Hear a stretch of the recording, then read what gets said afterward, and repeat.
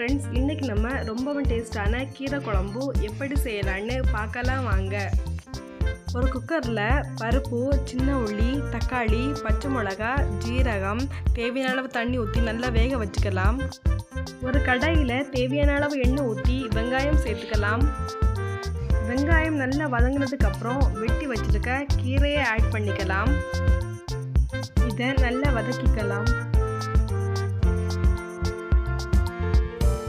தேவையான அளவு தண்ணி ஊற்றி கீரையை நல்லா வேக வச்சுக்கலாம். கீரை நல்லா வெந்ததுக்கப்புறம் மிளகுத்தூள், மல்லித்தூள், மஞ்சத்தூள் சேர்த்து நல்லா வதக்கிக்கலாம். வதக்கி வச்ச கீரையை குக்கரில் வேக வச்சிருக்க பருப்பு கூட சேர்த்துக்கலாம். இது எல்லாத்தையும் நல்லா மிக்ஸ் பண்ணிக்கலாம். தேவையான அளவு தண்ணி ஊற்றி நல்லா வதக்கிக்கலாம். உப்பு போட்டுக்கலாம். ஒரு கடாயில் தேவையான அளவு எண்ணெய் ஊற்றி வெந்தயம், சீரகம், கருவேப்பிலை போட்டு நல்லா தாளித்து கீரை குழம்புல ஊற்றிக்கலாம்.